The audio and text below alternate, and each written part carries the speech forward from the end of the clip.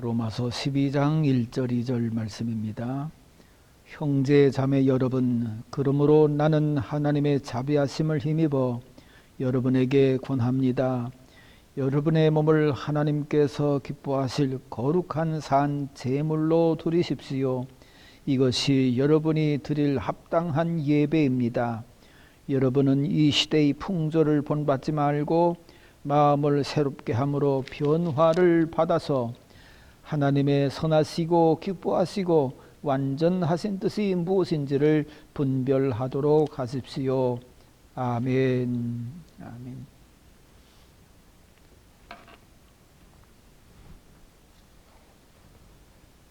이 말씀에 의지해서 하나님의 요구사항, 그런 제목으로 함께 은혜를 나누고자 합니다. 하나님과 우리와의 관계에 있어서 우리들이 하나님께 요구하는 것이 있듯이 하나님께서도 우리 모두에게 요구하는 것이 있습니다. 기도 응답이 우리의 요구를 하나님께서 들어주신 것이라고 생각한다면, 우리가 하나님의 뜻을 깨달아서 그 뜻대로 살아간다면 이는 하나님의 요구를 우리가 듣는 것이라고 말할 수 있을 것입니다.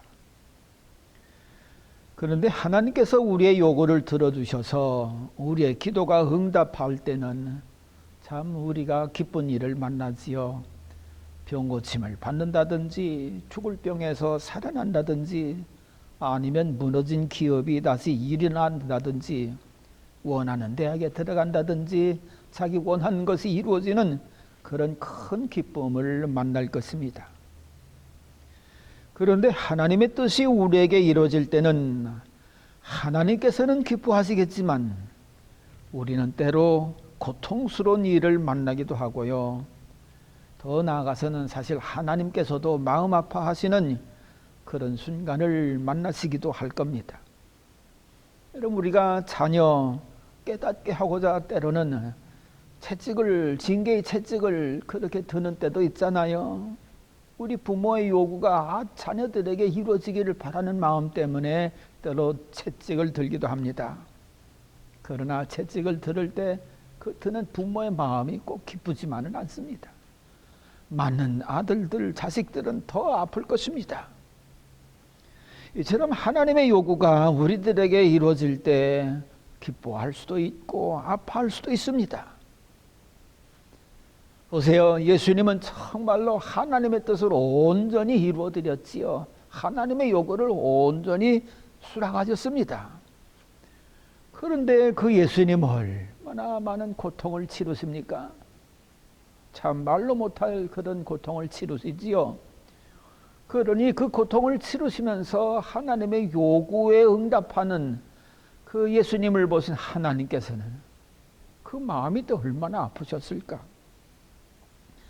그래서 성경은 그 하나님의 아픈 마음을, 예수님이 돌아가실 때 하늘이 캄캄해지고 해가 빛을 잃고 지진이 나고 막 바위가 터지고 무덤들이 열리면서 그런 신비한 그런 일들이 일어나지 않았습니까? 그 하나님께서 마음 아파하시는 그런 한 징조라고 볼 수가 있을 것입니다. 세상에 엘리 엘리 라마 사막다니, 하나님이여 하나님이여 어찌하여 나를 버리시나이까? 이렇게 고통당하시는 예수님, 하나님의 요구를 들으시는데 이렇게 고통을 당하시다니. 그러니 그 독생자를 십자가에 못 박게 하신 하나님의 심정은 또 얼마나 아프시겠느냐, 그런 얘기지요. 이렇게 하나님의 요구가 들어질 때 때는 그 대상은 아파할 수도 있고 하나님조차도 아파하실 수가 있습니다. 그런데 사람들이 하나님께 요구가 들려질 때 여러분 꼭 기쁘기만 하는 것만은 아닙니다. 실상은 오히려 그 일 후에 더 큰 고난을 당할 수도 있습니다. 이스라엘 백성들 왕 세워달라고 얼마나 간절히 요구했습니까? 하나님께서 사울을 들어서 왕으로 세워주셨습니다. 좋아했지요. 기뻐했지요. 그렇지만 사울 왕 때문에 온 이스라엘 민족이 얼마나 큰 고통을 당합니까? 메추라기 고기 먹고 싶다고 해서 떼를 쓰자 하나님께서 들어주셨습니다. 그 요구를. 그러나 이후에 그 요구를 정했던 그 백성들 얼마나 많은 고통 심판을 받습니까? 히스기야 왕 죽게 되었을 때 하나님께 눈물로써 요구했습니다. 하나님 살려주세요. 하나님이 들어 응답해 주셨습니다. 건강도 주셨습니다. 나라의 권세도 찾게 해주셨습니다. 할렐루야, 너무나도 좋죠. 그렇지만 이것 때문에 어떻게 됩니까? 그거 이 블레셋의 자랑을 하다가, 그거 그냥 창고까지 열어가면서 자랑하다가 그거 다 바벨론 왕참, 바벨론 왕한테 그거 다 뺏긴 바 되어지고요. 안 들어주만 못한 그런 일을 만난 것을 봅니다. 이렇기 때문에 우리의 요구가 하나님께 들려지는 것보다는 하나님의 요구가 우리에게 들려지는 것, 그것이 더 복되고 귀한 겁니다. 예수님 보세요. 하나님의 요구 들어주신 것 때문에 십자가에 고난 받으셨지만 이후에 부활의 영광은 얼마나 귀합니까? 하늘 보좌 우편에서 장차 온 세상을 심판하러 다시 오실 그 예수님의 권세는 얼마나 놀랍습니까? 그렇기 때문에 우리의 요구를 들어주시는 그것보다 실상은 우리가 하나님의 요구를 들어주는 것이 더 큰 복이요 신령한 복이더라, 그런 말씀입니다. 오늘 본문은 하나님께서 우리들에게 근본적으로 요구하는 것이 있으십니다. 그것은 형식적으로 드리는 예배가 아니라 하나님이 기뻐하시는 산제사, 살아있는 예배, 거룩한 예배, 영적으로 드리는 예배, 그것을 하나님이 우리에게 요구하시는 것을 봅니다.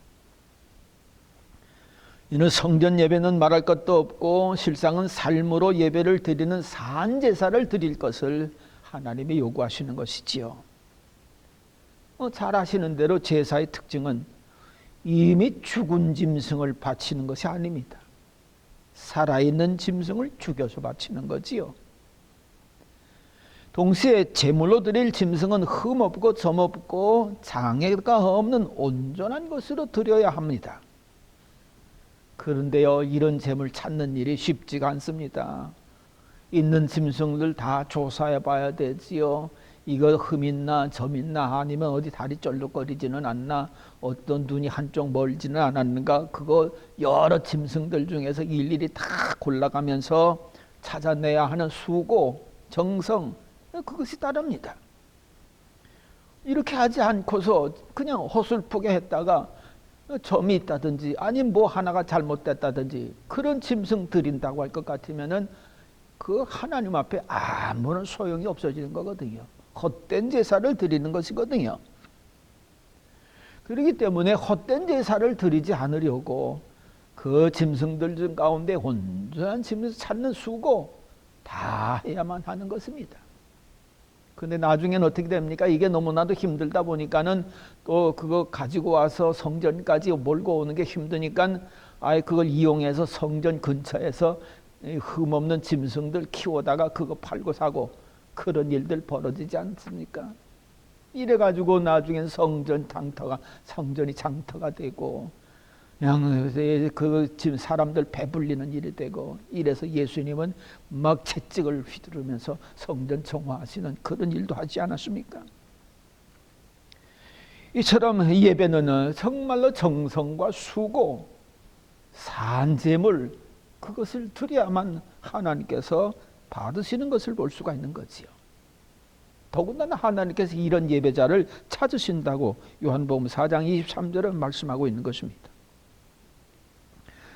그런데 산제사를 우리가 어떻게 드립니까? 여러분, 살아있는 사람들에게는 각자의 삶이 있습니다. 그런데 이 삶은 마음과 몸이 연합된 활동으로 이루어집니다. 이러므로 산제사라 하면 삶을 하나님께 드리는 것입니다. 하나님을 섬기는 삶을 사는 것, 그걸 말하는 것입니다.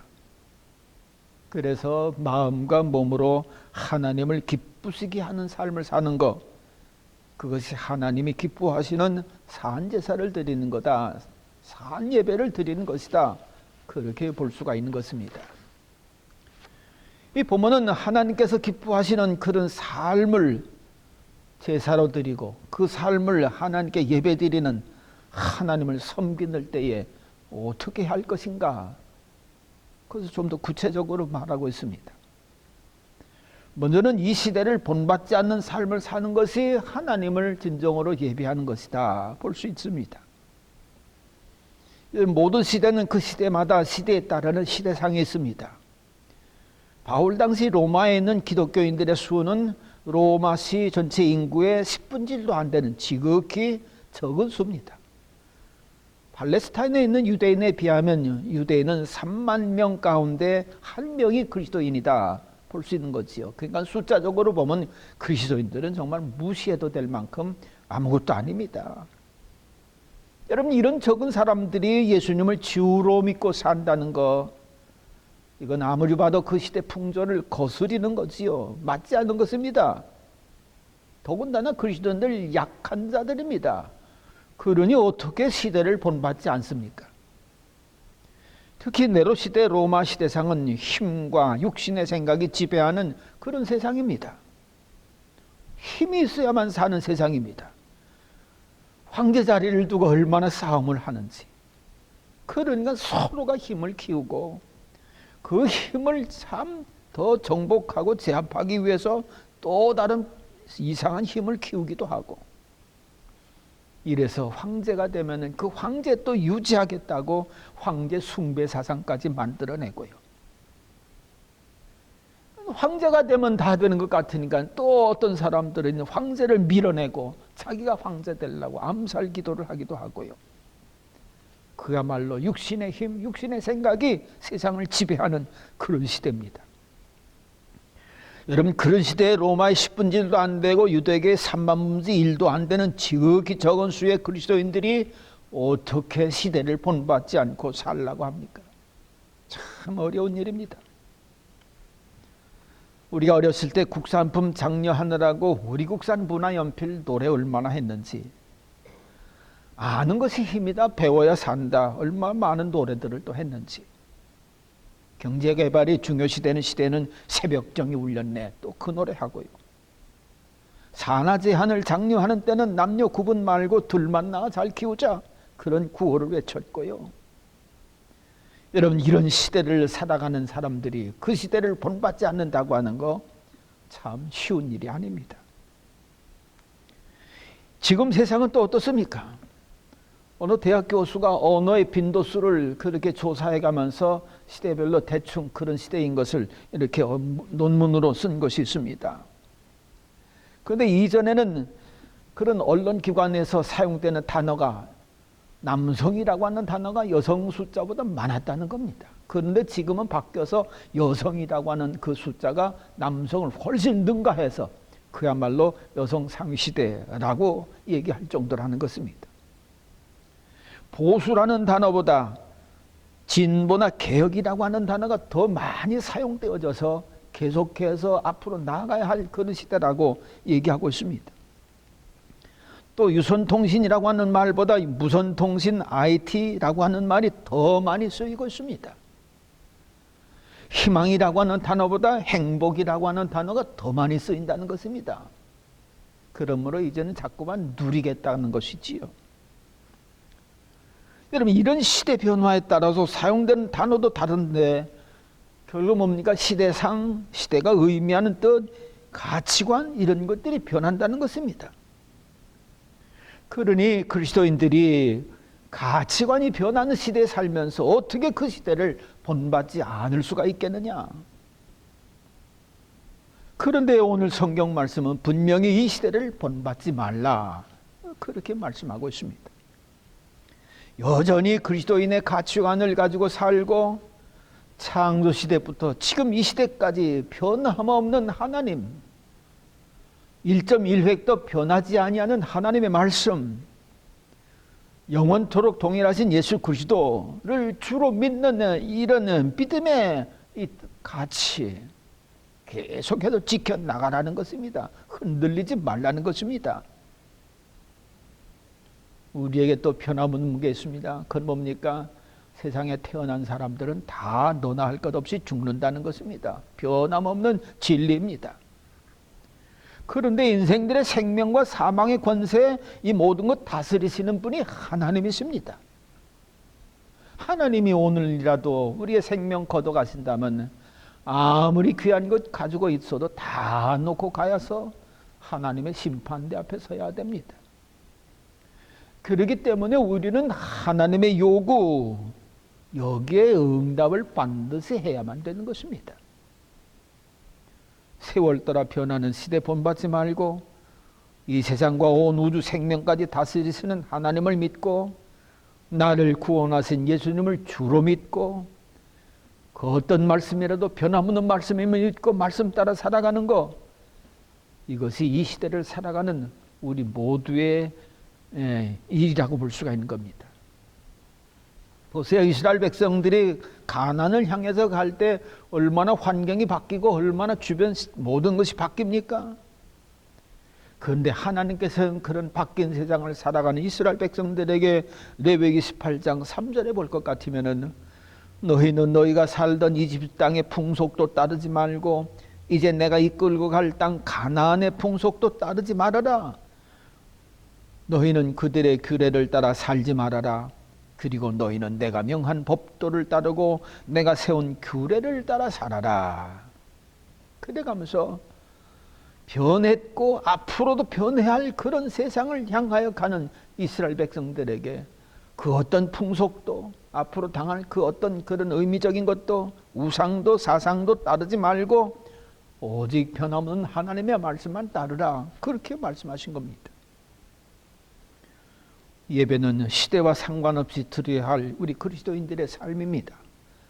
성전에서 드리든 가정이나 골방에서 모여서 드리든 흩어져서 드리든 만명이 드리든 홀로 드리든 예배는 삶에서 나와 하나님과의 관계를 언제나 화목케 하는 놀라운 일이기 때문에 그 어떤 시대라도 변함없이 지켜야 할 그리스도인의 가장 값진 가치요 생명이라고 볼 수가 있는 것입니다. 둘째로 보면은 또 마음의 변화를 받으라, 그렇게 말씀하고 있습니다. 마음을 새롭게 함으로 변화를 받으라는 것입니다. 이 시대의 풍조를 따라 살고자 하는 마음, 그런 마음을 새로운 마음으로 변화시키라는 것이지요. 여러분, 마음의 저장고가 얼마나 크고 넓고 큰지 측량할 길이 없습니다. 마음의 저장고는 신축성도 얼마나 큰지 우주의 창조주이신 예수님을 영접도 합니다. 또 마음이 또 얼마나 그 저장고는 또 그냥 강팍하기도 한지 딱딱하기도 한지 그 어떤 것도 또 용납도 안 하는 그런 마음이 되기도 합니다. 더군다나 아마존 그 저장고 얼마나 각종 각양의 모든 것들을 다 저장해 놓는데 마음의 저장고에는 얼마나 놀라운 많은 것들을 저장해 놓습니까? 수많은 지식, 수많은 사상, 감정, 가치관, 시대상, 자기의 욕심, 이런 종류도 헤아릴 수 없는 많은 것들을 마음속에 담고 있습니다. 그리고 필요한 대로 꺼냈습니다. 그러므로 이런 마음에 있는 것들이 행동으로 드러나기 때문에 마음이 변하지 않고서는 행동도 변화될 수가 없는 거지요. 그런데 이 마음을 바꾸라. 뭡니까? 그 넓고 광활한 그 마음 속에 육에 속한 것, 세상에 속한 것, 이런 것들이 얼마나 많이 들어가 있는지, 이런 것들을 바꿔서 하늘에 속한 것, 하나님께서 명하시는 말씀, 하나님이 기뻐하시는 믿음, 영원히 변치 않은 말씀, 그런 것들, 하늘에 속한 것들로 채우라는 말씀이지요. 이런 것들이 채워진다고 할 것 같으면 다급하면 저절로 나옵니다. 주여가 나오고요. 다급하면 하나님의 말씀이 나옵니다. 여호와는 나의 목자시니 내게 부족함이 없으리로다. 다급해도 하나님을 믿는 믿음의 역사가 나옵니다. 이 하늘에 속한 것, 이걸 우리 마음속에 채워야만 마음의 진정한 변화가 되어지는데 이런 것으로 채우기가 또한 쉽지가 않습니다. 여러분 잘 아시는 대로 출애굽한 이스라엘 백성들 몸은 분명히 애굽에서 나왔습니다. 삶의 환경도 바뀌었습니다. 신분도 변했습니다. 지도자도 바뀌었습니다. 사랑하는 목적도 이제는 저 가나안 땅을 향해서 나가는 것으로 변했습니다. 겉으로 보면은 이스라엘 백성들은 충분히 출애굽한 사람들로 변화된 사람들입니다. 그러나 그들의 마음은 여전히 애굽에 속한 것들이 남아 있었습니다. 종의 의식이 남아 있었습니다. 그것도 굉장히 깊이 남아 있습니다. 그러니까 어려운 일 만나면, 힘든 상황 만나면 당장 애굽에 속한 것들이 나옵니다. 애굽에는 매장지도 있었다. 애굽에서는 고기도 먹었다. 애굽에서는 그래도 집도 있었다. 이래가면서 원망, 불평이 터져 나오는 거지요. 속이 안 바뀌었기 때문에 그럴 수밖에 없는 겁니다. 근데 정말 속 사람까지 완전히 바뀐 사람이 있습니다. 바리새인이었던 사울입니다. 그는 철저하게 바리새인입니다. 그런데 예수님을 만난 후에 속에 있는 모든 것들이 다 바뀌어졌습니다. 삶의 내용도 유대인 중심에서 예수님 중심으로 바뀌었습니다. 예수님을 믿고 예수님의 제자로 살아가는 일을 최고의 삶으로 여겼습니다. 예수님을 전하면서 전에 없이 고통스럽고 죽은 일을 만나고 동족이나 동료의 배신을 당하고 억울한 일을 당해서 살지 못할 것 같은 그런 순간에도 바리새인으로 살았던 그것이 하나도 나오지 않습니다. 바리새인으로 살던 습관도 나오지 않습니다. 행실도 나오지 않습니다. 권세 잡았던 그런 모습도 전혀 나오지도 않습니다. 오히려 하늘에 속한 말이 나왔고요. 예수님 같은 행실이 나왔고요. 그런 사람들을 불쌍히 여기는 예수님의 마음이 나타나고요. 그 흔들려 이 참 불쌍한 인생 보면은 고쳐 싶은 마음에 그를 고쳐주었다가 그저 억울한 일을 만나서 감옥에 갇히기도 하지만 터져 나오는 것은 감사고 찬송이지 이 바리새인에 속했던 그런 것들이 전혀 나오질 않습니다. 그야말로 그는 세상에서 소금이 되려고 노력하지 않았습니다. 그냥 소금이 됐습니다. 세상에 빛이 되려고 노력하지 않았습니다. 빛이 됐습니다. 진정 마음의 변화를 받은 사람이 된 거지요. 이러므로 마음의 변화를 받는 일은 참고 노력하는 일도 필요하겠지만 예수님을 진정으로 내 안에 영접하고 그분의 말씀을 내 마음의 저장고에 풍성히 담아둘 때 그 마음은 진정으로 변화된 마음이 되어지리라고 믿습니다. 그래야 건드려도 말씀이 나오고 자극받아도 생명의 말씀이 나오고 예수님의 마음이 나타나는 것을 볼 수가 있는 거지요.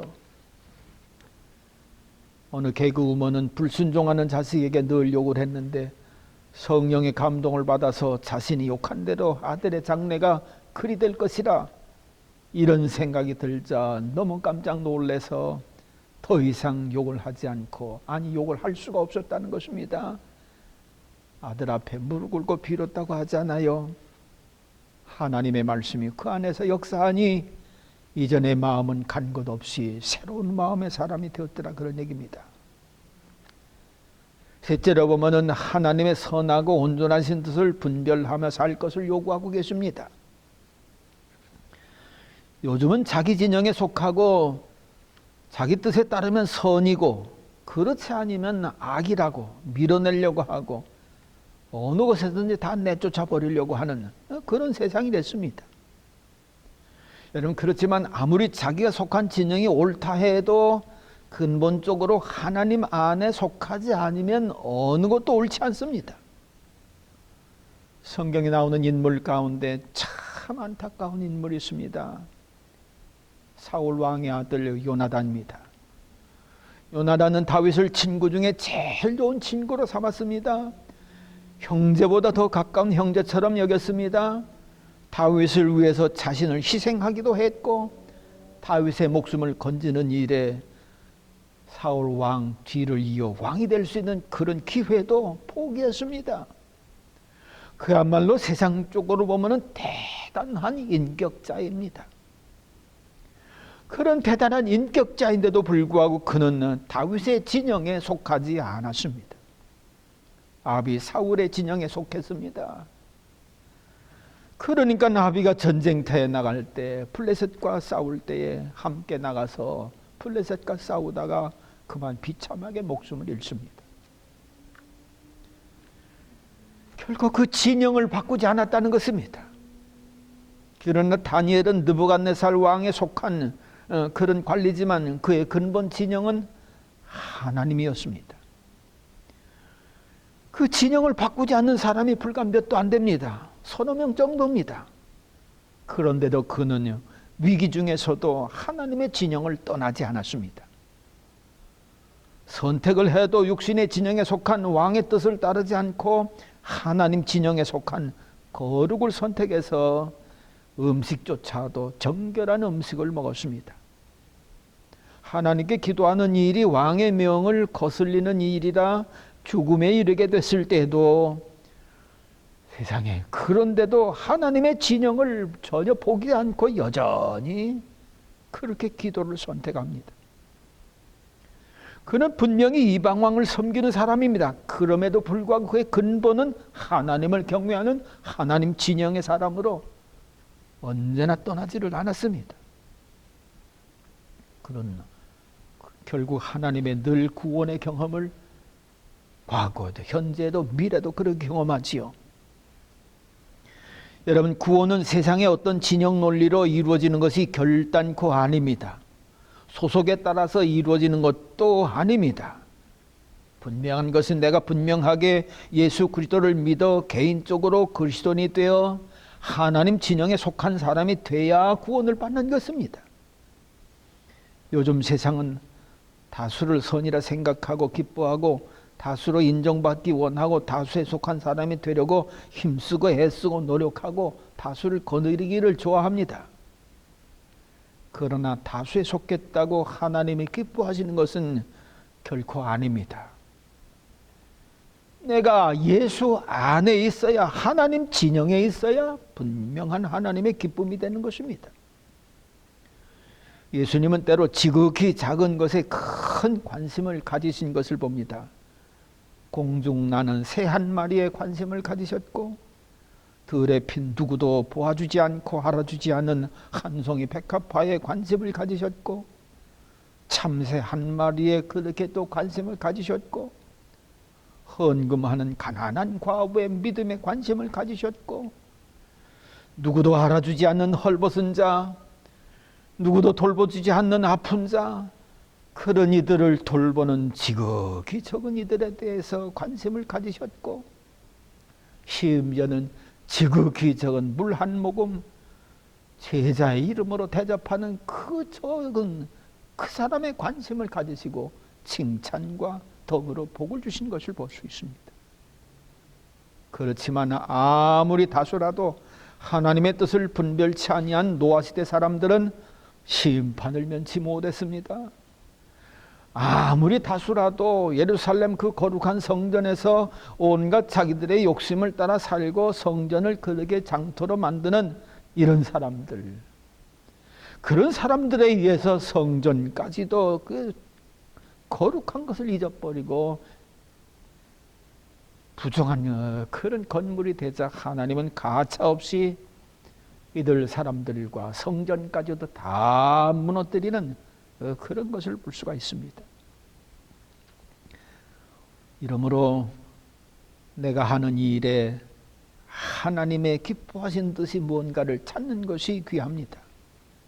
그 뜻하심을 선택하고 행하는 일이 크든지 작은지 많든지 적든지 상관없이 하나님의 요구를 들어주는 일이 된다면 이것처럼 귀한 것이 없는 거지요. 예수님은 하나님의 아들이심에도 불구하고 자신의 유익을 구하지 않고 하나님의 뜻을 이루고자 세상에 오셨습니다. 세상을 구원하시려고 십자가를 지셨습니다. 이러므로 내가 예수 안에 살면서 어디서나 어느 때나 삶으로 하나님께 예배를 드리는 것, 삶으로 하나님의 구원의 역사에 동참하는 것, 하나님의 요구를 잘 들어주는 것이 되는 것입니다. 이런 하나님의 요구에 응답하며 살아갈 수 있는 저와 여러분들이 다 될 수 있기를 바랍니다. 기도하겠습니다. 하나님, 우리들이 하나님께 요구하는 거 하나님이 들어주시면 심히 기쁘기도 하고 감사 찬송을 올리기도 하지만 이것 때문에 후에 얼마나 더 많은 또 고난을 당하는 일을 그렇게 당하기도 하는지요.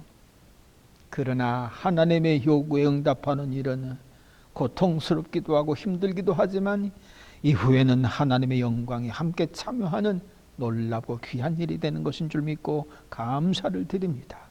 아버지 하나님, 저희들에게 성령의 충만함을 주셔서 하나님의 요구에 응답하는 저희들의 삶이 될 수 있도록 늘 주장하시고 축복하여 주시옵소서. 예수님의 이름으로 감사하며 기도하옵나이다. 아멘.